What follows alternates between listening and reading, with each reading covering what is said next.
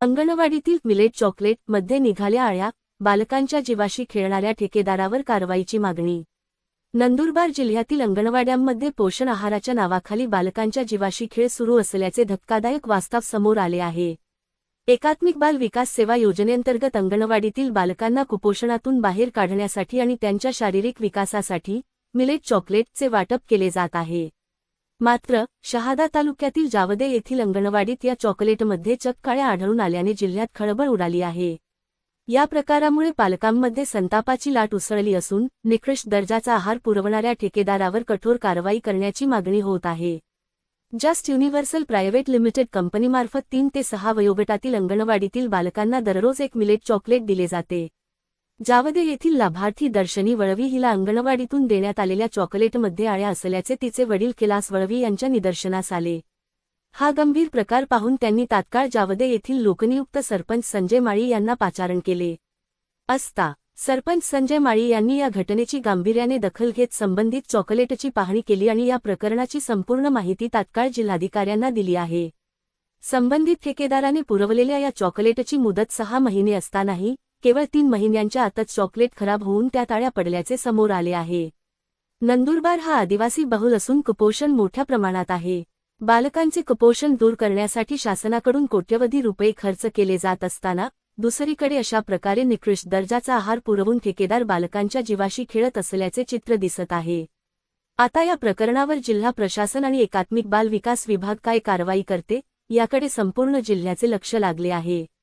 SMTV Marathi न्यूजसाठी संजय मोहिते, मुख्य संपादक, नंदुरबार। नाव काय कैलास अर्जुन वळवी।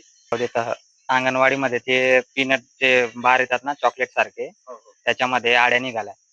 पहिले शेजारी सांगत होते की म्हणजे आड्या वगैरे निघतात। मी एवढं काही सिरियस नाही घेतलं। मग एके दिवशी मी स्वतः म्हणजे मग चेक केला तर खरंच आड्या निघाल्या त्याच्यामध्ये, आणि त्या व्हिडिओ पण घेतलेला आहे मी त्याच्या। तुमची मागणी काय आहे? की म्हणजे हे पीनट बार वगैरे जे जिथून सप्लाय होते ना ते सगळं म्हणजे चेंज करायला पाहिजे। ठेकेदार बदलायला पाहिजे। हो, ठेकेदार बदलायला पाहिजे आणि म्हणजे चांगल्या प्रकारच्या मुलांना पोषण आहार भेटायला पाहिजे। हे असे आड्या वाले जे मिलेट बार आहेत ते असे खाऊन काही आजारी वगैरे पडतायत का बाळ? हो, आजारी तर पडतायत। माझी मुलगी म्हणजे 4-5 दिवस झाले ती मोठी मुलगी आजारी पडली होती। मग दवाखान्यात घेऊन गेलो होतो मी। तर सुपरवायझरांनी चेक नाही केलं का? काय चेक नाही केलं, कोणीच एवढं सिरियस घेत नाहीये काय आता। मग हा विषय तुम्ही ग्रामपंचायतला कळवला का? हो, ग्रामपंचायतला कळवला मी। त्या सरपंचांना यांना सांगितलं असा प्रॉब्लेम आहे। मी व्हिडिओ सुद्धा दाखवला आणि म्हणजे तक्रार करण्यासाठी मग तो व्हिडिओ दाखवला होता। मी संजय मोतीसिंग माळी, लोकनियुक्त सरपंच जावदे।